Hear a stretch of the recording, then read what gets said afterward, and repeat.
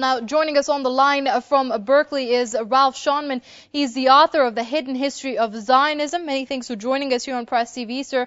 Now, made in USA tear gas canisters were seen being used by regime forces of Hosni Mubarak, and now they're again being seen used by the junta's regime forces using against protesters. What do you make of it?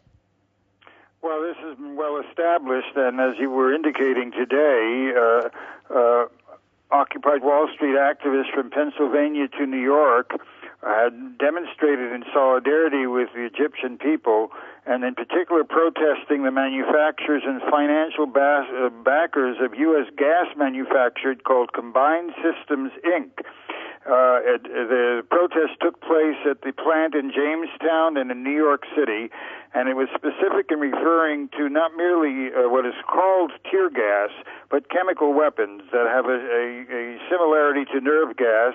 And OZY confirmed this report that the United States has been supplying the Egyptian regime with nerve gas comparable to that which had been used in Manama against the protests of the population in its vast majority there. The International Business Times reported that, quote, dangerous levels of CR gas have been used throughout 2 days of protest, and the canisters are marked made in USA.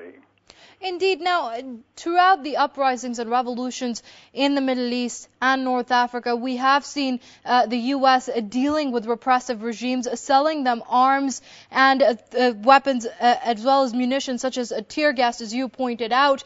Now, it does seem that the goal of the American military complex is very different from the words that we see coming out from American politicians who always, quote-unquote, favor democracy and freedom. Well, I mean, it's hard to reconcile this language with the reality of supporting such regimes, not merely the military in Egypt, but the regime in Bahrain, and of course the nature of the operation in Libya, which was entirely that of the Central Intelligence Agency and NATO forces unleashing an indiscriminate attack upon the population at large. I want to specify that at least 23 Egyptians have died and 1,700 succumbed to a lethal gas.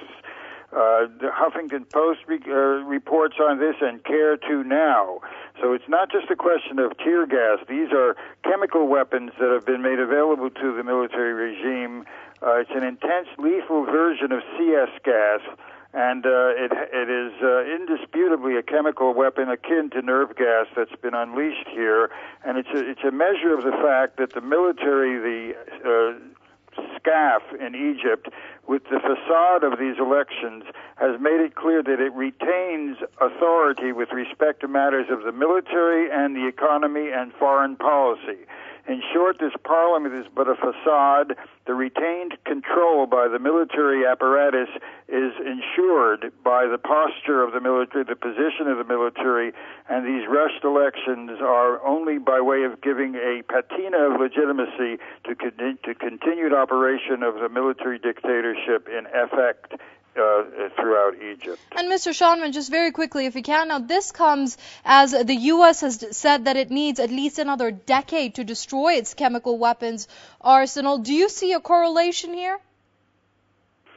Well, any language about intending to destroy the vast array of chemical weapons that the United States maintains is, of course, simply propaganda. There is not a scintilla of evidence to suggest that the U.S. military intends to dispose of this weaponry. On the contrary, it is escalating its supply to its country-selling regimes wherever they are in operation, and it deploys this sort of weaponry as well in operations against countries that they seek to destabilize. No, it's a touchstone of the Pentagon. They weaponize not merely chemical and nerve gas types of weapons, but they also have been weaponizing genomes of viral agents in level 4 and level 5 laboratories in the United States. They're deployed widely across the world, and the idea that there's any intention of eliminating these weapons is entirely fictitious. All right, we're going to have to leave it there. That was Ralph Schoenman, the author of Hidden History of Zionism, speaking to us from Berkeley. Mr. Schoenman, many thanks indeed for your insights here on Press TV.